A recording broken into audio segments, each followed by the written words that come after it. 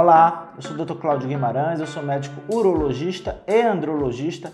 Hoje eu vou falar de um tema bem relevante para vocês, que muita gente me pergunta: Tadalafila deixa cego? Mas antes, não se esqueça de curtir o vídeo, se inscrever no canal, deixar seus comentários para que a gente possa respondê-los depois. Não se esqueça de se inscrever no canal de curtas do Dr. Cláudio, né? A gente vai começar a colocar bastante conteúdo lá para vocês.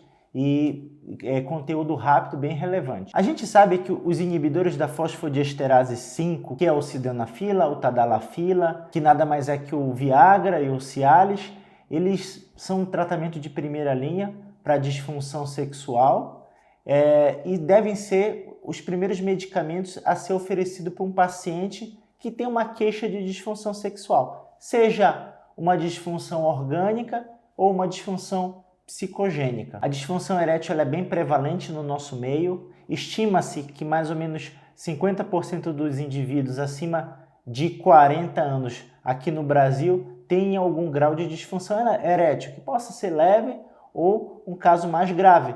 Quando eu falo uma disfunção leve, seria um caso no qual o paciente com tadalafila de 5 mg consiga resolver o problema dele e vive bem a sua vida. Ao contrário do que muita gente pensa, a disfunção erétil psicogênica, ela não é só tratamento psicológico. A gente deve oferecer medicamentos para que esse paciente ele melhore a sua ereção também, pode fazer uma reabilitação peniana, mesmo sendo de um caráter psicogênico, e esse paciente, você pode oferecer também alguns suplementos para melhorar a ereção desse indivíduo. Fora que quando você oferece também algum medicamento para paciente que tem disfunção erétil psicogênica e ele melhora a ereção, você melhora a autoestima dele, né? Você melhora a ereção desse indivíduo e o fator psicogênico deixa para ser uma coisa menos importante assim, porque na cabeça do indivíduo que tem uma disfunção psicogênica, ele já fica ansioso antes mesmo de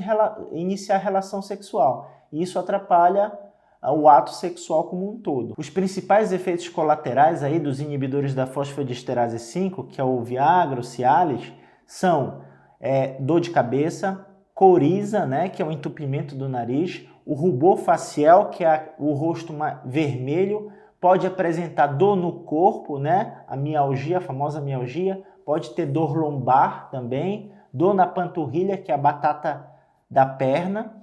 Então, todos esses sintomas são comuns em usuários de inibidores da fosfodiesterase 5 que sofrem algum efeito colateral. E geralmente isso ocorre devido à ação vasodilatadora da medicação, né? Ele causa uma vasodilatação no pênis para entrar mais sangue, mas também causa vasodilatação em outras partes do corpo. Uma outra coisa, ao contrário de que muita gente pensa, o Cialis ele não causa infarto agudo do miocárdio. O que acontece muitas vezes é que esse indivíduo ele já tem uma doença de base, ele já tem uma hipertensão arterial, uma dislipidemia, ele já tem diabetes, ele já pode ter níveis baixos de testosterona e esse indivíduo acaba fazendo um esforço físico maior durante o ato sexual, né? Esse indivíduo geralmente é sedentário e aí esse indivíduo acaba infartando na hora do ato sexual, mas não que a medicação leve a um infarto. Então, sempre lembrar, indivíduos que têm disfunção erétil orgânica geralmente têm doenças associadas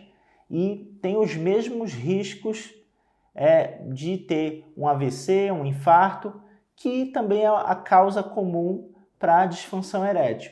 Então, não é razoável culpar a medicação por um infarto agudo do miocárdio. Agora, existem efeitos colaterais mais raros com o uso do Cialis. E o objetivo do vídeo, né, entrando agora propriamente no vídeo, é destrinchar um pouco desses efeitos colaterais, principalmente efeitos colaterais oftalmológicos. Então, uma pequena parcela desses indivíduos, mais ou menos 1%, ele pode aumentar a pressão intraocular, o que a gente chama de glaucoma, né? Então, isso pode causar uma perda da acuidade visual, ter uma visão um pouco mais turva, né? Isso é observado em poucos pacientes. Eu tenho alguns pacientes que têm esses sintomas, mas não a grande maioria que usa a medicação não tem esses efeitos relacionados à visão. Tem alguns trabalhos, alguns relatos de caso que mostram que alguns indivíduos tiveram descolamento de retina, né? Mas isso é um caso relatado com excesso de o abuso do uso de tadalafila, então mais nada que possa comprometer vários estudos mostrando o benefício da medicação. Outra complicação também relatada em alguns trabalhos, mas esporádicos, com o abuso do uso da tadalafila é uma neuropatia isquêmica do nervo óptico. Isso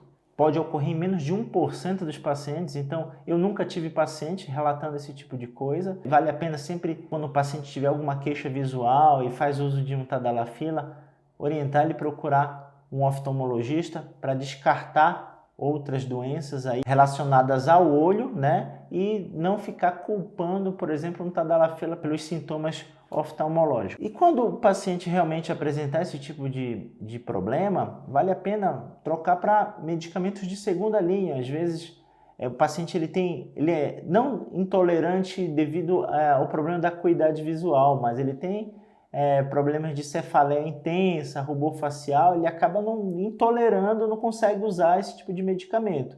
Então você parte para medicamentos de segunda linha, que temos as prostaglandinas, as papaverinas, que são vasodilatadores diretos do pênis, têm uma boa eficácia, respondem bem, dificilmente o paciente vai ter algum efeito colateral. O maior problema é você errar a dose, né? Aplicar uma quantidade a mais, esse paciente evolui com priapismo. Mas se você faz um acompanhamento médico, o médico consegue avaliar a medicação que você vai usar, e aí ele ajusta a dose para você você não tenha um priapismo. Então vale a pena nessas situações fazer esse tipo de acompanhamento médico. Bem, espero que vocês tenham gostado do vídeo. Eu vou deixar um outro vídeo aqui referente a tadalafila para vocês. Aguardo vocês no próximo vídeo.